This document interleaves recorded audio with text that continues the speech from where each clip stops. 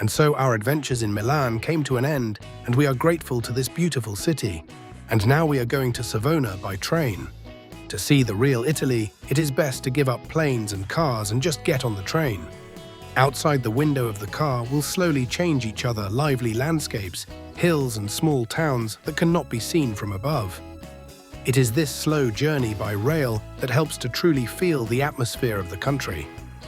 In booking, we found this cozy apartment near the sea for €192 per night. Yes, the price is a bit high. We haven't yet learned how to save money on hotels here. Savona is a small port city in northern Italy, in the Liguria region. It's not often visited by the crowds of tourists who flock to nearby Genoa or the glamorous Portofino. And that's the beauty of it. Savona is real, a little bit working, smelling of the sea, coffee and fresh pastries. Here no one fawns on you, and that's why you feel at home. The morning here begins not with an alarm clock, but with the cry of seagulls and the sound of the surf. The first thing to do is to go to the port. The old harbour, Darsina, is the heart of the city.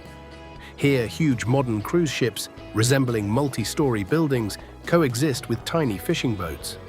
Fishermen sell their morning catch right from the boats, and right next to the pier, there are cafe tables. You get an espresso for €1 or so, a crispy focaccia, the local cult bread, always with olive oil and salt. And just look at the water. No rush. People around you are discussing football news, arguing, gesturing. This is the real Italy. The Tower of Leone Pancaldo, or as the locals affectionately call it, Torretta, rises above the port.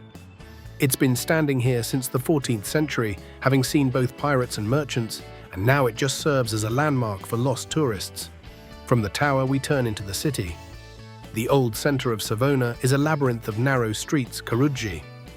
Underfoot is an old cobblestone, around, facades with peeling paint in which history is read. Nearby is a huge fortress, Priamar. This is a harsh, powerful structure on a rock near the sea. Once it was a prison, and now it is the best place to stick to the sunset.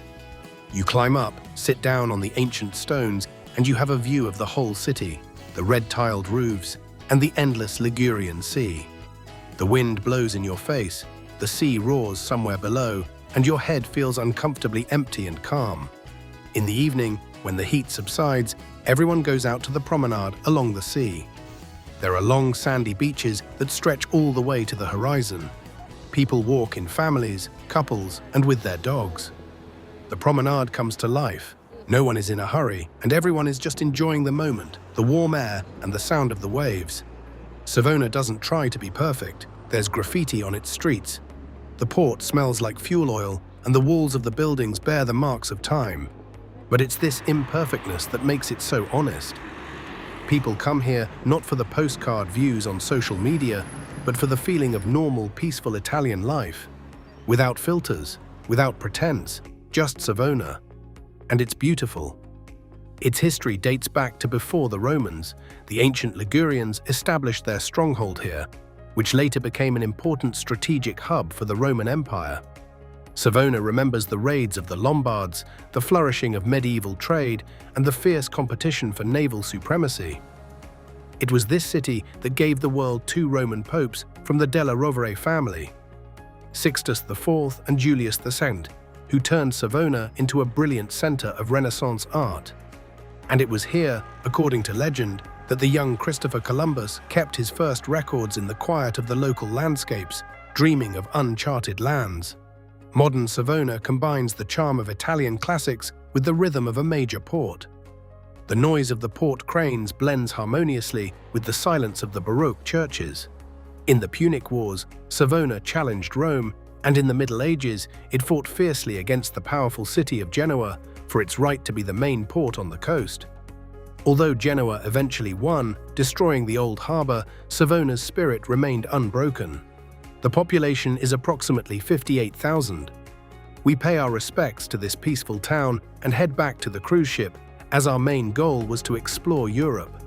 I will tell you the whole truth about the cruise itself in the next episode. Don't miss it. Give it a like and share it with your friends.